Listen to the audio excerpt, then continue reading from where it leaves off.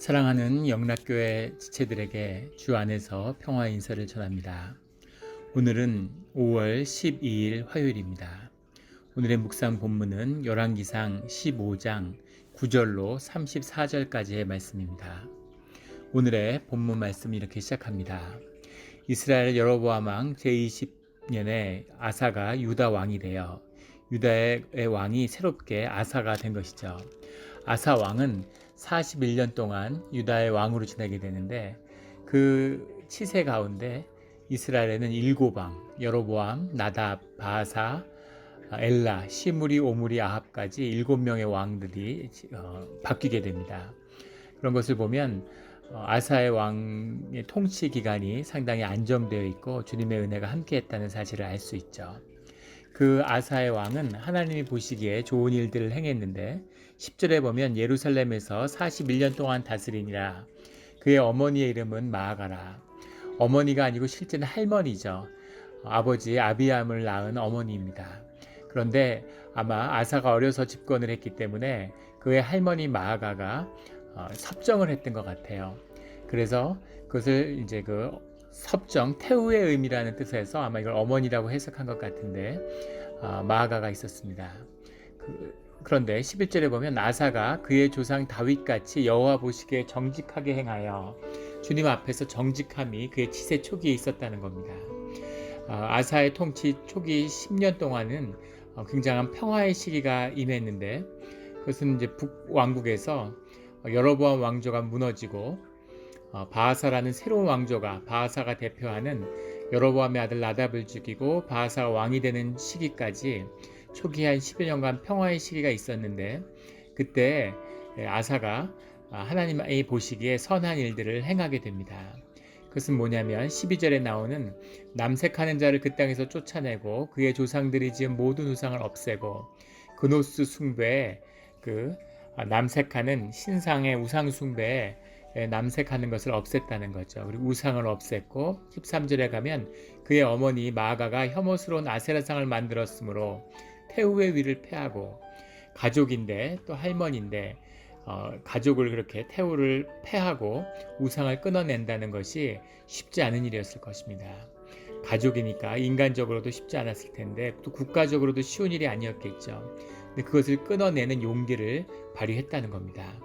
물론 이 시대에 아사야 선지자라고 하는 선지자가 있어서 그의 영적인 영향을 주었다고 하는 것을 역대하 15장에 보면 나오지만 그 말씀을 귀히 듣고 순종하는 마음이 아사에게 있었다는 거죠. 그래서 이 일들을 행했고 이런 국가가 어려운 시기에 동시에 국가 외적으로 평화가 있었기 때문에 이 일들을 국내적으로 마무리할 수 있었던 것이죠. 그런데 14절에 보면 다만 산당은 없애지 아니하니라 라고 하는 아주 중요한 말씀이 나옵니다. 우상 숭배를 없앴는데 산당은 없애지 못했다는 거죠. 그러다 아사의 마음이 일평생 여호와 앞에 온전하였으며 여기서 온전했다는 얘기는 완전했다는 뜻이 아니라 그가 주님 앞에서 그의 거짓과 죄에도 숨기는 것이 없었다는 것이죠. 이것이 다윗을 주님이 귀하게 보신 이유인데 그 점이 아사에게 나타났다는 겁니다. 근데 아사에게는 두 가지 문제가 있는데 하나는 산당을 없애지 못했다는 것과 또 하나는 18절에 가면 성전 곡관과 왕궁 곡관에 남은 은금을 가져다가 다메섹의 왕 벤하닷에게 보냈다. 이스라엘이 침공이 시작되자 그것을 해결하기 위해서 자신의 곡관에 있는 은금을 가져다가 이 벤하닷에게 주어서 이스라엘을 침략하게 했다는 겁니다. 이게 굉장히 중요한 말씀인데 왜냐하면 15절에 이런 말씀이 나와요.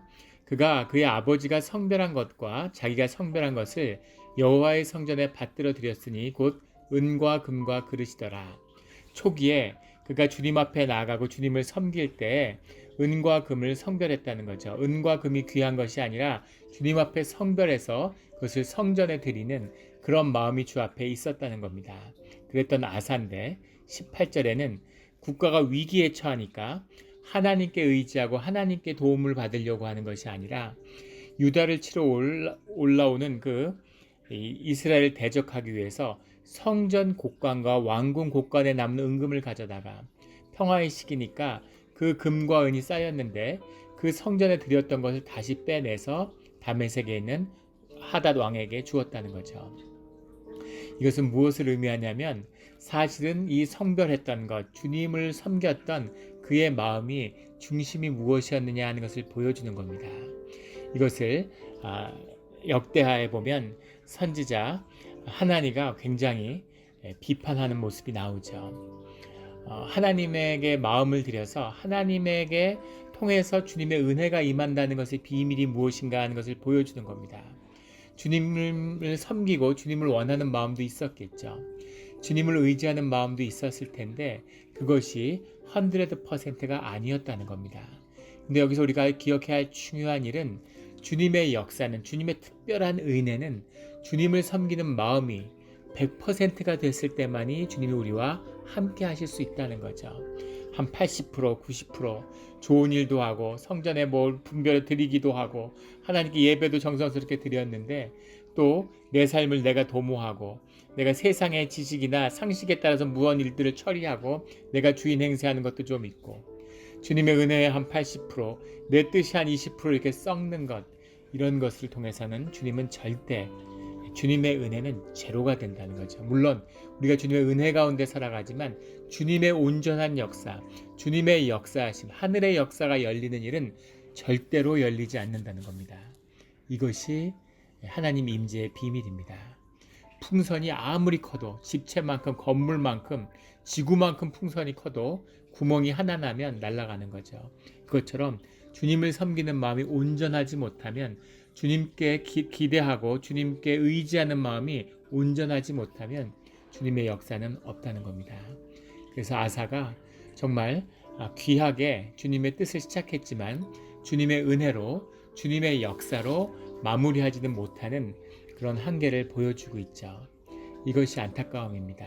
아사 가운데 나타나는 좋은 면과 또 부족한 면을 다 보여주는 거죠.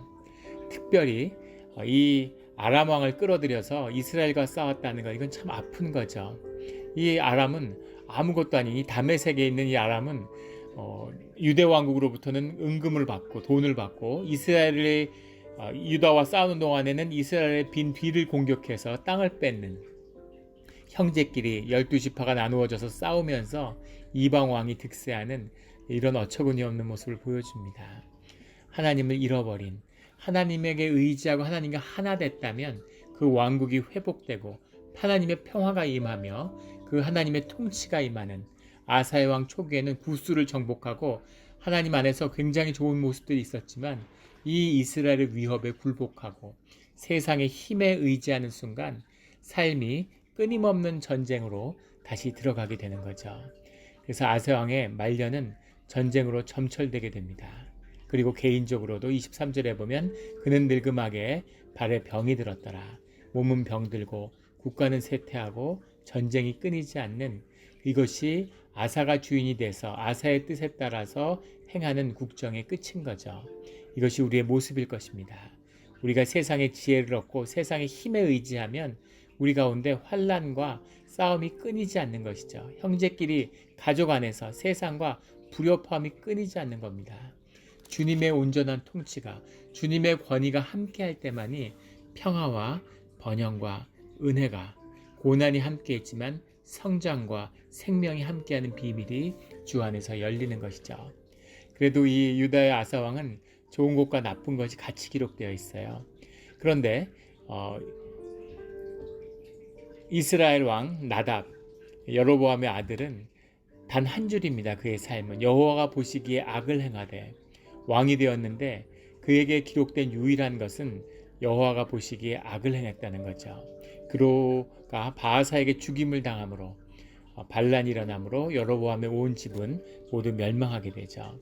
29절에 여로보암의 온 집을 쳐서 바하사가 생명 있는 자를 한 사람도 남기지 아니하고 다 멸하였는데 여호와께서 그의 종 실로 사람 아히야를 통하여 하신 말씀과 같이 되었다라고 성경은 기록하고 있습니다.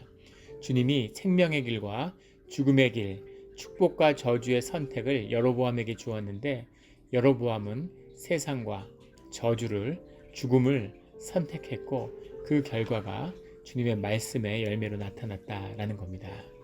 오늘 우리가 눈에 아무것도 보이지 않아도 주님의 말씀을 받아서 말씀을 붙들고 늘 생명과 축복을 선택하는, 늘 주님을 선택하며 주님만을 의지하는, 살 길이 도저히 열릴 것 같지 않지만 주님을 선택했기에 주 안에서 주님이 우리의 살 길을 열어주시는 이때가 되기를 예수 그리스도 이름으로 축원합니다.